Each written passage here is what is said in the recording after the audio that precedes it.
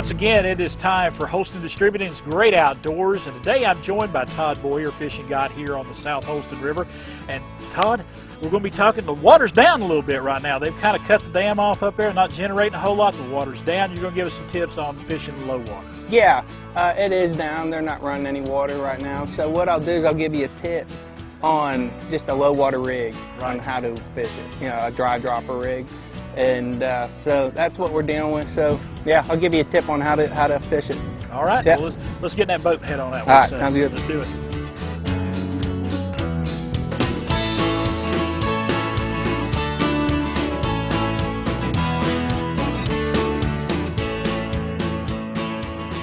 Todd, we've got out here on the water now, and you're going to be showing us how, the water's down a little bit, talking about fishing when the water's down. Okay.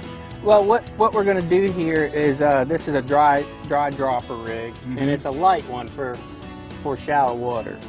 So what this is, you got a drop line and a small nymph underneath it, and this is kind of a good way to fish low water, because you got a couple different ways to catch these fish on low water. So they can eat this nymph. And then you're also using the dry fly, and they can come up and eat the dry. So then you're also using the dry as a strike indicator, so when they grab this, so it's pretty effective on low water. Yeah. All right, well, show us how you get going here. So what you're wanting to do, if you can see, a lot of times you'll, like here we got some risers down here. So if they eat the dry, and you'll see them actually eat, then when they take the nymph, if you can keep an eye, like right now it's hard to see with that sun. Right. But you can use the dry fly as a strike indicator also. Or they'll come up and grab the dry. Now, do you ever use a strike indicator with this rig? Yeah, if I do, it's a real light one, a real small wool one, or just a smaller strike indicator. But a lot of times, if you have surface activity, you just give yourself another chance to catch fish, to where can come up and grab the dry or eat the nymph underneath it. There's fish rising out there all around it. Yep, there is. And another thing too is, like, it's just, sometimes you really got to figure out what these fish are really eating too. So right now they're just sipping on the surface. I don't really see what exactly they're eating, but they're eating something. They're eating something small. Yeah.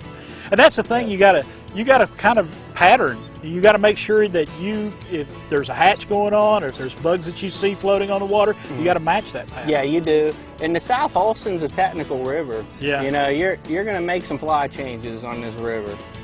So. So you might start out with one idea, but then you got to rethink. A lot of times you are switching flies. Right. Just because, well, that's not working. You try something else. Sometimes you get, you find out right away. What you put on is going to work. So, which is a good thing. But these fish can get used to a fly that you're catching them on, so you have to change it anyway. So, man, it's a lot of making sure that you're flexible, I guess is the best way to put it. Yeah, you don't want to get one idea and stick with it. You got to change things up. No, yeah, and there's a lot of different ways you can mess with these fish just by changing just a color, just a little bit of color on what you're fishing. You can be fishing a nymph that's brown, just bed and tail nymph, and change it out to where the collar of it is just a little bit different color, and that can make things, a little bit better for you. And I think a lot of people that fish, and they do a lot of bass fishing, they're used to that big hit. Sometimes the trout it'll just take. Yeah, it's very, just sometimes you just feel a little tap. Yeah. So you definitely got to be aware of that. So then their service strikes are just very, they'll just sip it. Right. They'll come up and sip it.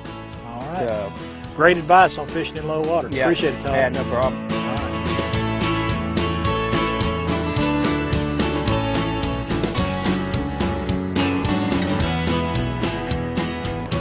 Todd, we're pulled back in here after learning something about fishing in the low water when the water's down. what are some things folks need to keep in mind? I mean, safety-wise, you got to be a little more careful when the water's down too. Oh yeah, definitely. Like my biggest advice to people is if you're wading out here in low water, wear the correct boots, felt bottom boots. So that will keep you upright. So that's the main thing is so that helps a lot. And you got to make sure you adjust your fishing style, what the things that you're using to fish with when the water levels are different. Yeah, they're completely different. I mean, you can fish dry flies on high water, but most of the time you're going to be fishing underneath. Same with the low water. But you're basically fishing the same kind of bugs, but you're just switching techniques on how you fish them. All right. Yeah.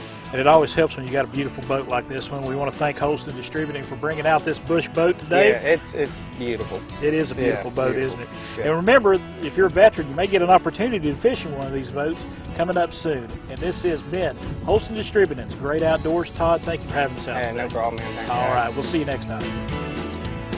The preceding portion of Daytime Tri-Cities was sponsored by